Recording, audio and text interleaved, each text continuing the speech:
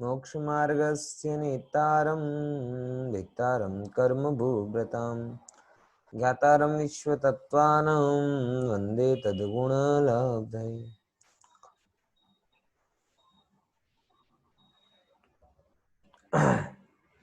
हमने शरीर की चर्चा चालू की थी।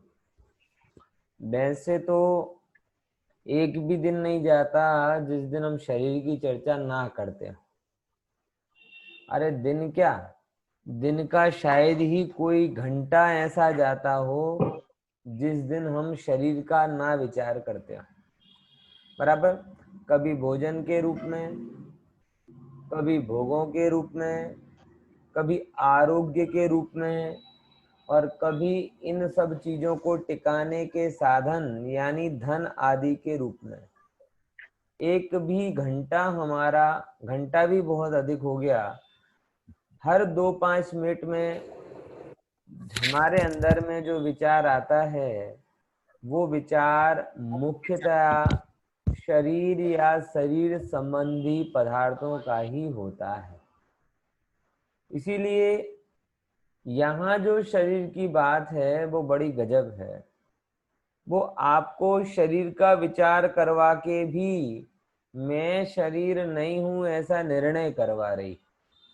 और दुनिया की बातें कैसी हैं कि मैं ही शरीर हूं और शरीर ही मैं है, यह कह कहकर लगातार लगातार लगातार उसी में चित्त को लगाए रखना, डुबोए रखना, इसी पॉइंट ऑफ व्यू से दुनिया का व्यापार चल रहा है। तो ये जिनवाणी तो अलौकिक है भैया। मैं तो कई बार आपसे कहता हूँ कि जिनवाणी के सिवाय मुझे ऐसा कोई भी नहीं मिला आज तक जो ये कह सके कि जो ये सब कुछ तेरा वैभव बाहर का दिखाई दे रहा है ये तू नहीं। सारे के सारे लोग इसी बात में पड़े हुए हैं कि ये तेरा है, ये तेरा है, और ये क्यों तेरा नहीं है, ये तो तेरा हक है, ये फलाना है। और माँ जिनवाणी कहती है कि परिग्रह अणु मात्र भी मेरा नहीं है।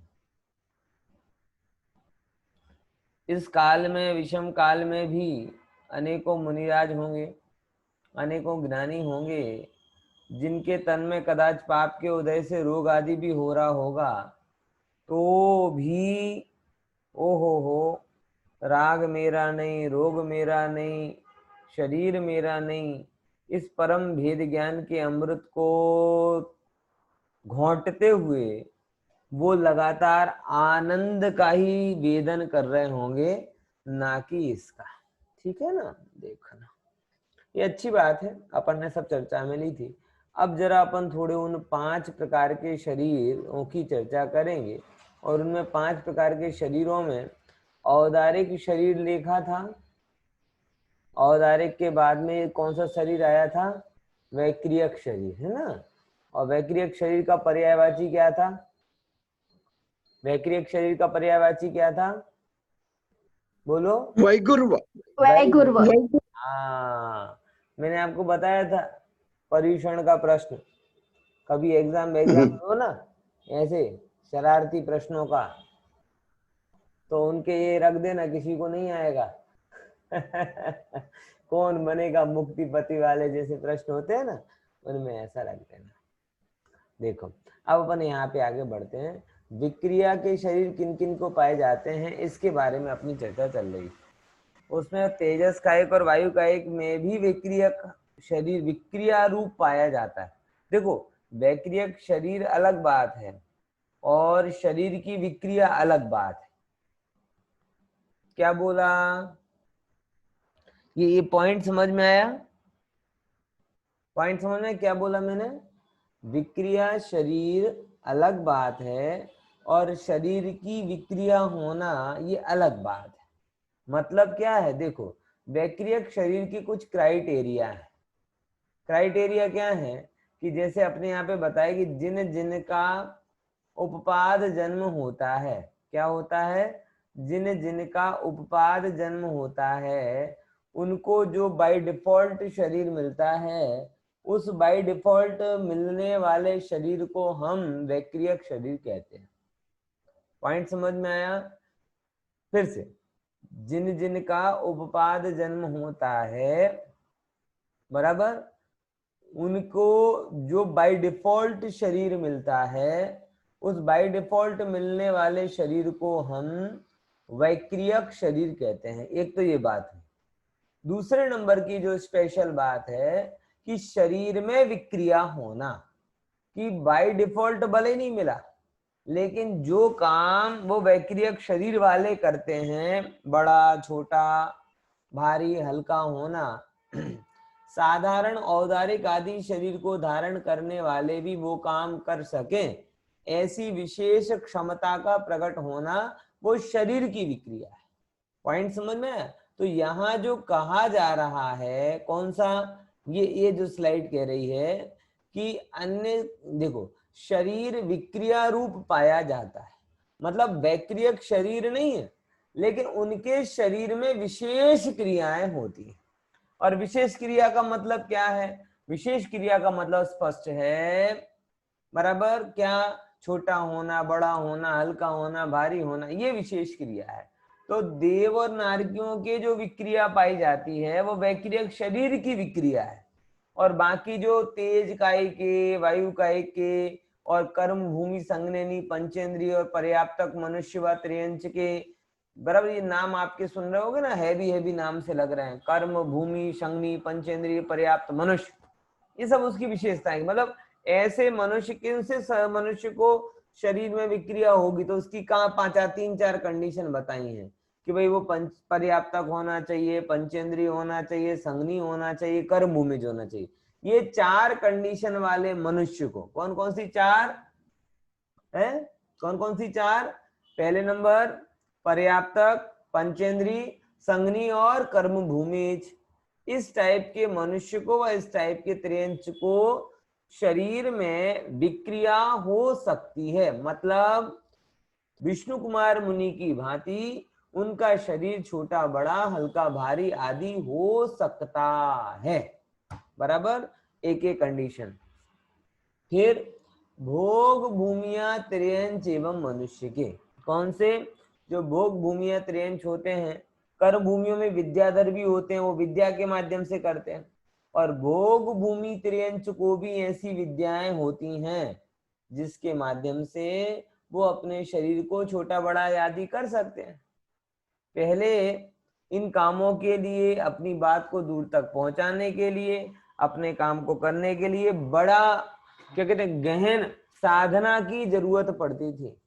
होती थी कि नहीं होती? कि दूर बैठा हुआ कोई व्यक्ति क्या कर रहा है ये देखना जानना हो तो कितना बड़ा उसकी साधना और आध्यात्मिक विकास होना जरूरी था, तब जाकर व्यक्ति देख और जान पाता था। लेकिन आज के समय में दूरदर्शन और दूर श्रवण और दूर संभाषण, ये समझ रहे ना, ये कितना इजी हो गया कि नहीं हो गया? ये डबला लो, डबला, इसके द्वारा आप दूरदर्शन भी कर सकते हो, दूर श्रवण भी कर सकते हो, दूर संभाषण भी कर सकते हो। तो पहले जो सिद्धियों के द्वारा होता था, आज वो साधनों के द्वारा हो रहा है। यही तो बात आचार्य पहले से भी जानते थे कि जो काम तुम्हें आत्म साधना के बाई प्रोडक्ट के रूप में मिल रहा है, मतलब पहले ऐसी रिद्धियां होती थी ना, लोग बहुत बड़ा चढ़ा के बोल, अरे मुझे दूर दूर से भी मैं बैठे बैठे कहीं पर भी बात करता हूँ, कहीं पर भी देख सकता हूँ, कहीं पर भी ये कर सकता हूँ। तो पहले लोग इसे बहुत बड़कपन के रूप में मानते थे, बराबर ना? हाँ, अरे क्या बात है, क्या बात है। आचार्यों को पता था कि ये बाई प्रोडक्ट है। क्या है? By product. बाई प्रोडक्ट किसका बाई प्रोडक्ट? कि जब भी कोई जीव साधना के मार्ग पर जाता है तो बाई प्रोडक्ट के रूप में उसे परचूरण के रूप में मिल जाती हैं सिद्धियां। लेकिन ये उतनी ही नाकामी है जितनी आज का मोबाइल है। मुझे ये बताओ कि आज मैं बैठे बैठे सिलवानी को जान रहा हूं, अमेरिका को जान रहा हूं, दुनिया भर को जान रहा हूं, और दुनिया भर को जानने के बावजूद भी ना मेरा दुख कम हो रहा, ना मैं सुखी हो रहा हूं। और दूसरे एंगल से देखा जाए, जो जो एक जो निरंतर इस चीज के सहयोग में वो इस बात को भोग रहे हैं, समझ भी रहे हैं और कह भी रहे हैं कि माथे का दुखावा हो गया है। मोबाइल भोगी जीवों की जो बहुत ज्यादा एक्सेस यूज करते हैं उनका लगभग लगभग सब लोगों का मैंने रिव्यू देखने के कहा, बोले पंडित जी क्या करें, मोबाइल मोबाइल नहीं रहा, ये तो माथे का दुखावा हो गया। मतलब अब अपन को साधन के द्वारा ऐसा इरिटेशन होने लगा है, कितना देखें कितना जाने। यूट्यूब पे आप जाओ तो 50 प्रकार का ज्ञान पड़ा हुआ है, इंटरनेट पे जाओ तो लाखों प्रकार की चीजें पड़ी हुई, एक खोजने जाते हैं ना 50 सामने आती। क्या करेंगे इतनी सब चीजों को जान जान कर? कोई संतुष्ट, कोरोना कोरोना की जान जान के हैरान हो गए, कितनी चीजों को जान जान कर हैरान हो गए।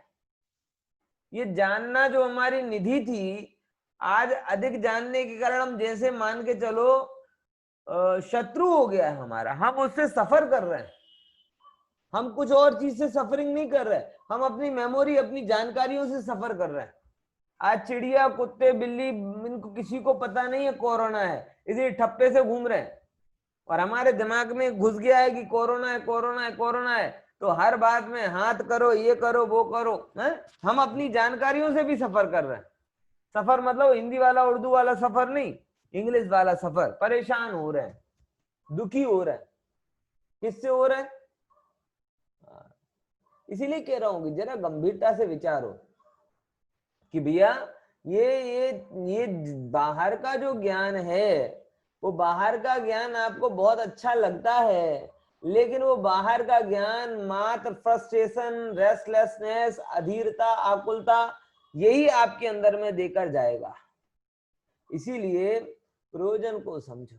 दुनिया भर का ज्ञान काम का नहीं है, जानने वाले का ज्ञान जानन हारो जनाए छे, ये परिणति में आना चाहिए। तो बात यहां से तय हुई उठी थी कि भाई ये पहले जो ज्ञान था ये सब लोग सिद्धियों के द्वारा मानते थे, लेकिन आचार्यों को पता है कि सिद्धियों के द्वारा भी अगर ऐसा कोई ज्ञान तुम्हें हो रहा है तो अल्टीमेटली वो ज्ञान नकामा है।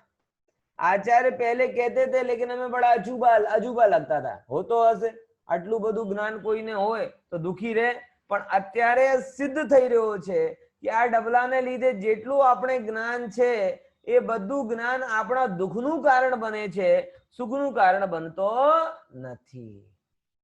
आचार्य कह रहे कि हम तो तुम्हें पहले ही समझा रहे थे कि तुम ज्यादा बाहरी ज्ञान के चक्कर में मत पड़ो, तुम तो आत्मज्ञान के चक्कर में पढ़ो। बराबर। तो इन सिद्धियों के माध्यम से अभी तो जो भी विकास हो रहा है ये समझ लो मानसिक लेवल पर हो रहा है। कल के दिन विज्ञान और तरक्की कर ले और तरक्की कर ले तो कदाचित फिजिकल लेवल पर भी विकास होने लगे। ये समझ में आ रहा है? आज जैसे ज्ञान को बढ़ाने घटाने के आ गए साधन, ऐसे कदाचित कल के दिन आपके पास कोई ऐसे केमिकल भी आ जाए कि आप एक कैप्सूल लो और आपका शरीर हल्क के जैसा एकदम, हल्क समझ गए? हल्क बच्चे समझ रहे होंगे, बड़े नहीं समझ पा रहे होंगे। एक कॉमिक कैरेक्टर है, कॉमिक कैरेक्टर हल्क। वो क्या होता है उसको कि जब उसे गुस्सा आता है, कितने लोगों को पता चला है, बच्चों के मम्मी पापा को पता चल गया होगा कि जैसे उसे गुस्सा आता है उसका शरीर कैसा हो जाता है, एकदम हरा हरा और बड़ा बड़ा हो जाता है। बराबर। हल्क। तो कदाचित पॉसिबल है, जैसे आज आप दूर का देख रहे हो, जान रहे हो, ये पुरानी एक टाइम की रिद्धि है, ज्ञान संबंधी रिद्धि है। कल के दिन ऐसे साधन बढ़ जाएं जिससे वो जो जैसे ज्ञान में मैनिपुलेशन वो कम ज्यादा हो रहा है वैसे आपके तन में भी हो जाए, हो सकता है, कोई इम्पॉसिबल वस्तु नहीं है। अल्टीमेटली ये सब शरीर के क्या कहते हैं सेल्स का ही काम है। तो जैसे मोबाइल की मेमोरी बढ़ रही है, सब हो रहा है, ऐसे आपके शरीर में भी हो जाएगी। आप 1 सेकंड में 10 फीट के हो जाओ, 1 सेकंड में 15 फीट के हो जाओ और फिर 2 फीट के भी बचो। इट में पॉसिबल, आप किसी भी रूप में से नकार नहीं सकते, ये हो सकता है और कोई बहुत बड़ी बात नहीं है।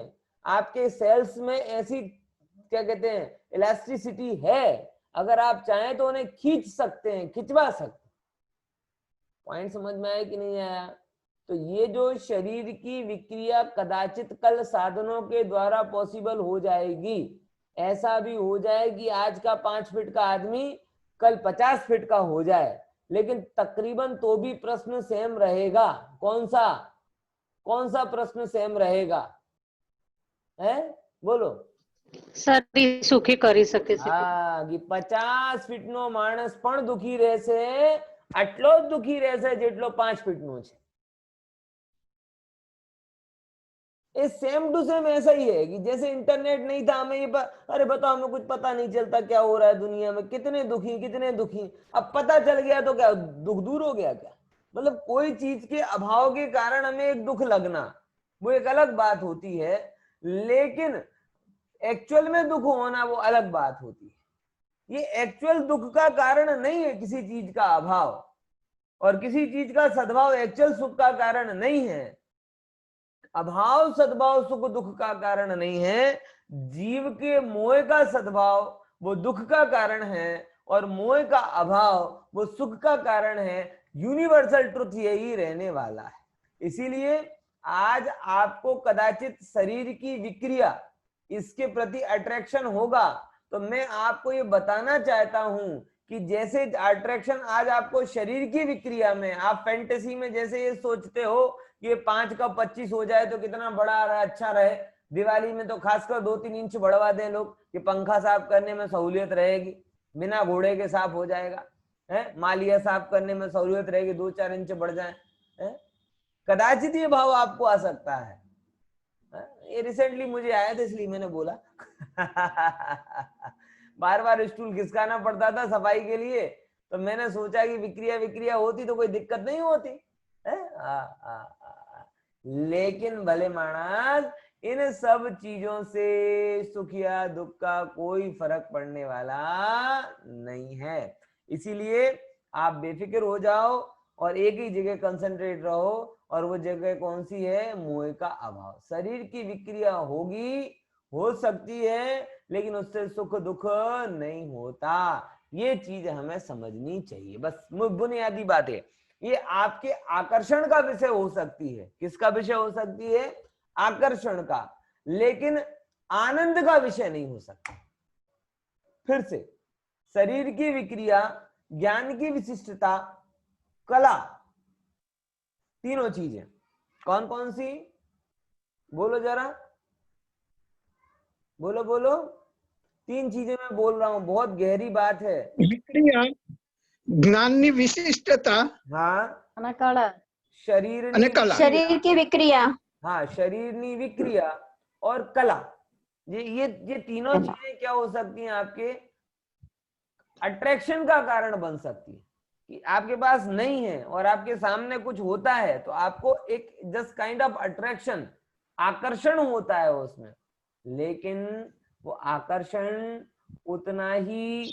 उतना ही निरर्थक है जैसे किसी मैजिशियन का मैजिक। आकर्षण का कारण तो है, आनंद का कारण नहीं। समझ में आया? मैजिशियन वो टोपे में से नोट निकाल देता है, ऐसे 100, 500 के नोट निकाल देता है। हमें पता है कि ओरिजिनल नोट नहीं है, अथवा वो कोई अदर से नोट नहीं ला रहा, क्योंकि अदर से नोट लाता होता तो वो मैजिक शो के पैसे क्यों लेता? मतलब पैसे बना नहीं रहा, लेकिन तो भी जब तक हमें उसका कारण पता नहीं होता, हमें उसके प्रति क्या रहता है? एक प्रकार का आकर्षण रहता है, लेकिन उससे ना हमें आनंद होता है ना उसको आनंद होता है। बात समझ में आई कि नहीं आई? तो आप आनंद के विषय के पीछे पढ़ो, आकर्षण के पीछे नहीं पढ़ो। फिर से एक अच्छी सूक्ति पे सूक्ति आ रही है आज, तो आप समझते जाओ तो अच्छा है। आप आनंद के मार्ग का अनुसरण करो, आकर्षण के मार्ग का नहीं। फिर से, किसके मार्ग का अनुसरण करो? बोलो। हाँ, તમે બધા आनंद के मार्ग का, આનંદના માર્ગનું અનુસરણ કરો, આકર્ષણના માર્ગનો નહીં। કેમ કે આકર્ષણનો માર્ગ એટલે કર્ષણ એટલે ખેંચવું, અને જ્યાં ખેંચવું ખીચતાન ચાલતી હોય ત્યાં આનંદ મળે ખરો? એ આકર્ષણનો માર્ગ તો દુઃખનો માર્ગ છે, અને આનંદનો માર્ગ એ છે જ્યાં કોઈ પ્રકારનો કર્ષણ એટલે તણાવ નથી, સર્વરૂપથી સ્થિરતા છે, એનો અનુસરણ કરો। આખો સંસાર કર્ષણ ઉપર ચાલે છે, ઘર્ષણ થાય છે, આકર્ષણથી ઘર્ષણ થાય ને ઘર્ષણથી પછી છેલ્લે તર્પણ થઈ જાય તમારું. તર્પણ સમજો છો ને, મરણ પછી શું થાય? તર્પણ. તો આકર્ષણથી ઘર્ષણ ને ઘર્ષણથી તર્પણ, આમ કરતા કરતા તમારી મનુષ્ય પર્યાય પૂરી. અને સ્થિરતાનો માર્ગ, જ્ઞાનનો માર્ગ, આનંદનો માર્ગ પરમાત્માએ કીધું છે. એ માર્ગનો જે અનુસરણ જીવ કરશે એના બધી જાતના તણાવ, દુઃખ, આકુલતા, ઉદ્વેગ, અશાંતિ, ભય, ચિંતા આ બધું જતો જ રહેશે અને એકદમ પાણીની જેમ પ્રવાહી અને આનંદ આનંદ આનંદ વાળો આપણો સ્વભાવ આપણે મળી જશે. અને આ બતાવનારી આ જીનવાણી છે, ધ્યાન રાખજો. હા, ચલો આપણે થોડીક ચર્ચા આગળ વધારીશું. જો હવે આપણે આગળ લઈશું. હા બોલો બેન, समता बेन बोलो. हाँ पंडित जी, इसमें इन्होंने तेज कायिक और वायु कायिक लिया है, तो फिर जल कायिक में भी तो विक्रिया हो जाती है ना, जैसे सुनामी वगैरह आती है तो. हाँ बात बराबर है, लेकिन उसको वो जल के क्या फैलता नहीं है, ऐसा अपन समझ के चलें कि जो अग्नि कायिक है वो वही अग्नि परमाणु जो एक तिनके के रूप में था वो ही पूरे जंगल में फैल जाता है, बराबर. और तकरीबन वायु का एक में भी. लेकिन जल के परमाणुओं में ऐसा नहीं होता कि वही परमाणु फैल के वो बन जाता है. समझ में आया? मुझे ये लॉजिक बैठता है. बाकी जैसे प्रश्न आपको हुआ था वैसे प्रश्न मुझे भी हुआ. मैं आपको बता दूं, प्रश्न अच्छा है और यही प्रश्न मेरे मन में भी आया था, तब मुझे टेंटेटिव समाधान ये मिला और ये मैंने विचार करने पर थोड़ा मुझे उचित सा भी लगा कि अग्नि कायिक, जैसे अग्नि होती है ना, अग्नि वो अपने आप फैलती जाती है, फैलती जाती है, फैलती. वो कोई किसी अलग चीज के जुड़ने से फैल रही है ऐसा नहीं है. जैसे अपन खाना खा के अपन अपना शरीर चौड़ा होता जाता है ना, ऐसे ही वो ईंधन ले लेकर वो क्या होती जाती है, फैलती जाती, फैलती जाती, फैलती. लेकिन जल कभी ऐसे नहीं फैलता. जल अपने, वो जल को जोड़ना पड़ता है. जल को क्या करना पड़ता है? जोड़ना पड़ता है.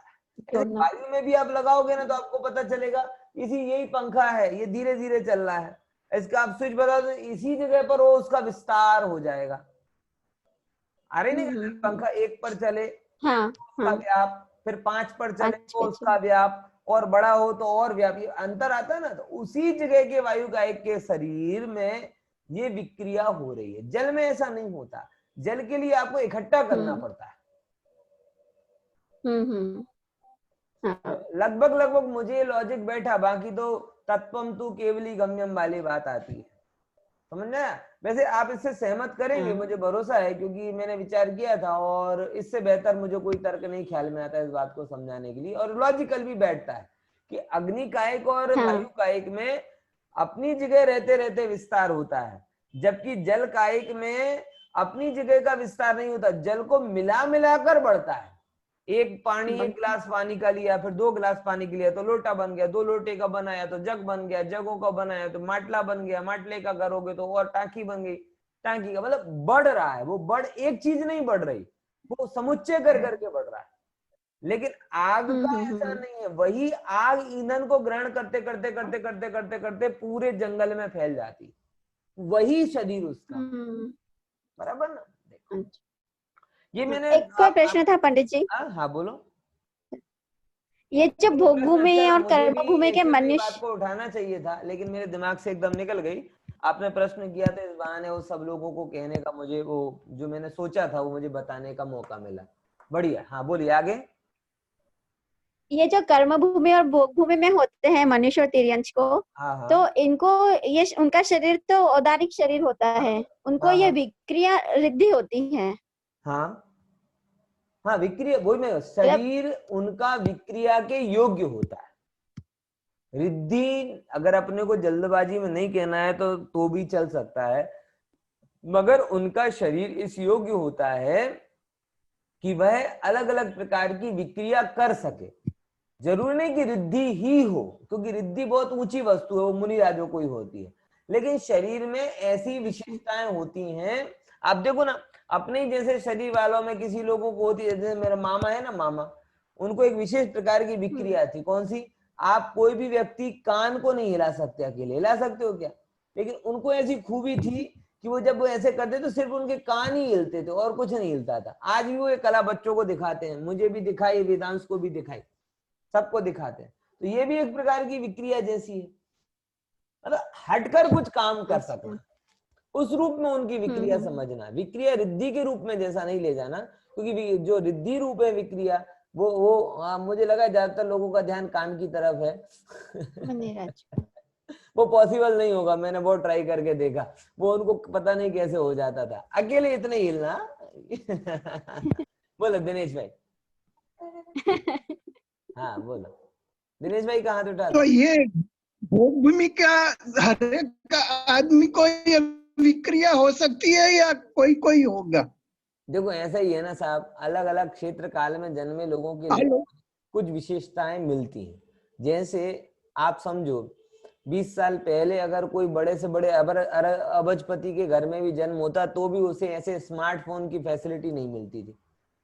20 साल पहले स्मार्टफोन की फैसिलिटी हाँ, और अभी इस काल में जन्म लेने वाला एक छोटा सा भी बच्चा हो तो स्मार्ट हो जाता है। तो भोग भूमि में होने वाला, अब ये बात अलग है कि सब एक काल में जन्म लेने पर सबको एक सा स्मार्टफोन मिल जाए ऐसा नहीं है। किसी को 5 का मिल रहा है, 5,000 का, तो किसी को 50,000 का मिल रहा है, किसी को लाखों का मिल रहा है। तो सेम भोग भूमि जीवों को अल्प स्वल्प मात्रा में विशिष्टताएं तो मिलती, लेकिन सबकी एक सी नहीं होती। वो उस काल का, उस क्षेत्र का प्रभाव होता है कुदरती कि उनको इस जाति की स्पेशल प्रिविलेज मिलता है, लेकिन सबका एक सा नहीं होता, सबकी अलग अलग विक्रिया होती है। Got it? चलिए आगे चलते हैं। अगली जो स्लाइड है वो ये है कि ये विक्रिया कितने प्रकार की होती है। विक्रिया 2 प्रकार की मेजरली होती है, सेपरेट और अनसेपरेट, जिसे अपन बोलते हैं पृथक और अपृथक। अर्थ क्या है वो बताते हैं। मूल शरीर से भिन्न विक्रिया करना। किससे भिन्न करना? मूल शरीर से भिन्न विक्रिया करना। देखो फॉर एग्जाम्पल, अगर ये जूम एप्लीकेशन नहीं है और मुझे आपको पढ़ाना है और आपको पढ़ना है, और मैं भी इतना पहुंचा हुआ हूं और आप लोग भी पहुंचे हुए कि नहीं पंडित जी कोरोना हो तो भी हमें पढ़ाना, तो अगर ये मैं विक्रिया रिद्धि वाला होता तो मैं क्या करता?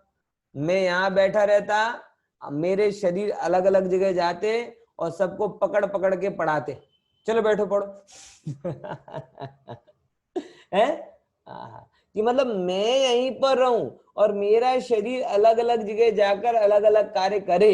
ये फैसिलिटी जिस प्रोसेस जिस विद्या के द्वारा मिलती है, उस प्रोसेस उस विद्या को पृथक विक्रिया कहते हैं। मतलब सेपरेट होने पर भी आपका काम हो जाए, देव को विशेष रूप से ये विक्रिया प्राप्त होती है। सौधर्म इंद्र अपने सिंहासन पर अपने मूल स्थान से छोड़कर कहीं जाता नहीं है, लेकिन उसके शरीर में ऐसी क्षमताएं होती हैं कि वो अपने स्थान पर रहे और उसके शरीर से पूरे लोक में विक्रिया हो जाए, भगवान का समोसरण बन जाए, कुछ भी हो जाए। ये कौन सी विक्रिया कहलाती है? पृथक विक्रिया कहलाती है। बराबर समझ में आया? ये भी आजकल हमने साधनों पे कर लिया है। बड़े बड़े कंपनियों के जो बॉस होते हैं ना, वो क्या करते हैं? अपनी जगह पे बैठे रहते हैं ऐसे मोबाइल लेकर, और उनकी अलग अलग जगह पर सीसीटीवी कैमरा लगा रहता है। तो सीसीटीवी कैमरा वहां पहुंच जाता, तो यहाँ बैठे बैठे वो सीसीटीवी कैमरा से सब जगह घुमाते हैं। मैं बोल रहा हूं ना, ये पहले की सिद्धि आज का साधन बन गई। मैं बहुत विचार करके ये बात बोल रहा हूं। पहले जो सिद्धि थी आज वो साधन बन गया है।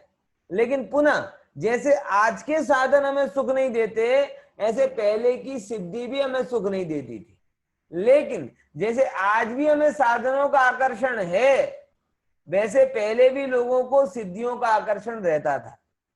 पुनः जैसे आज साधनों के आकर्षण में हम सहज सुलभ आत्मा को भूल जाते हैं, वैसे पहले लोग सिद्धियों के आकर्षण में सहज सुलभ आत्मा को भूल जाते हैं। जैसे इन साधनों का अधिकतर प्रयोग हमारे लिए मुक्ति का द्वार नहीं खोलता, नरक अधोगति का द्वार ही खोलता है, वैसे पहले की सिद्धियों का लोभ भी साधकों के लिए अधोगति का द्वार खोलता था, मुक्ति का द्वार खोलता नहीं है। ये सिद्धि और साधनों के बीच का एक बहुत बड़ा अंतर नहीं है, बहुत तकरीबन अंश में लोग समान हैं, पर वो ज्यादा सुलभ हो गए हैं।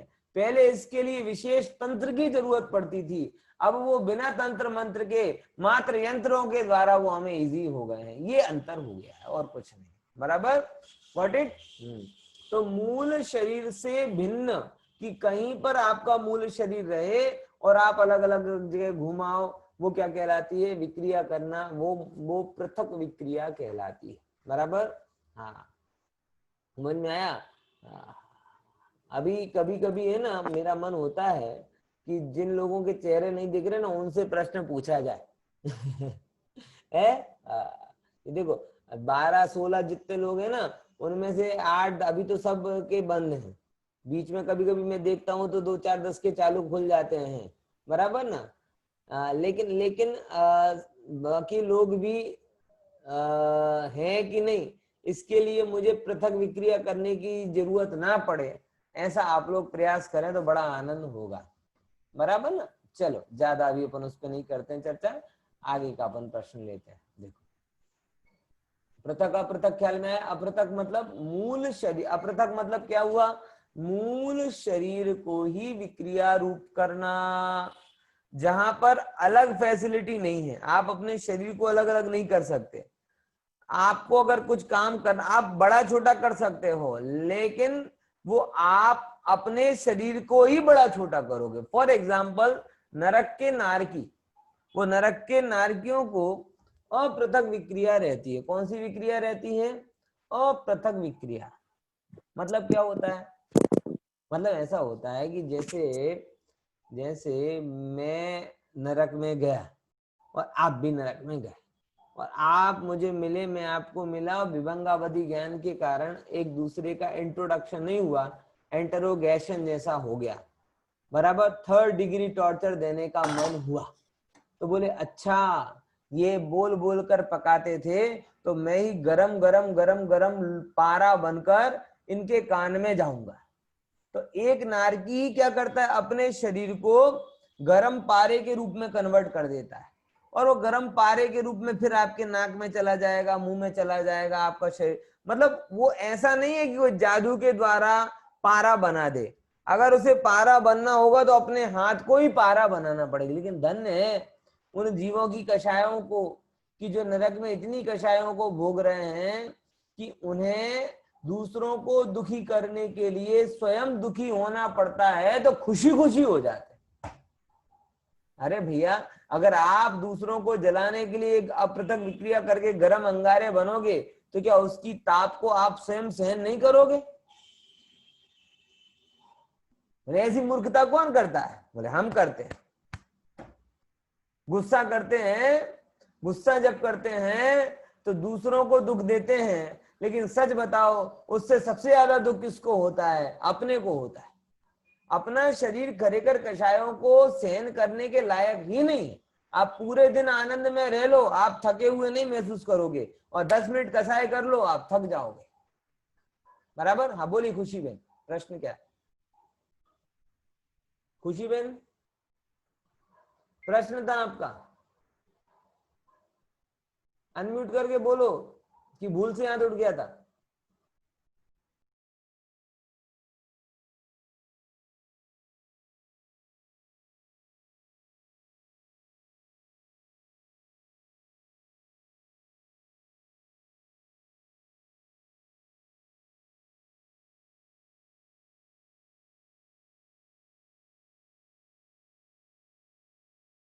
પાંડેજી નો અવાજ બંધ થઈ ગયો છે ને?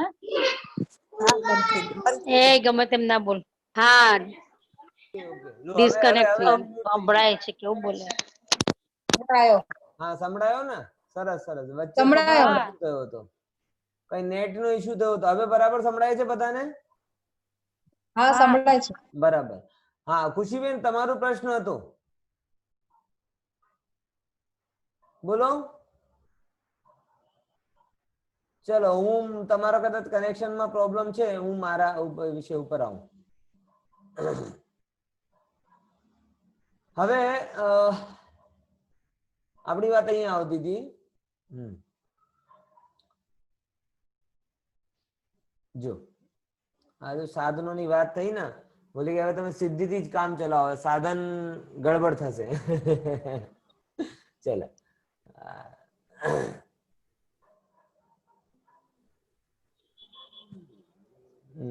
તમારો વિડિયો કેમ મ્યુટ થઈ ગયો? હા,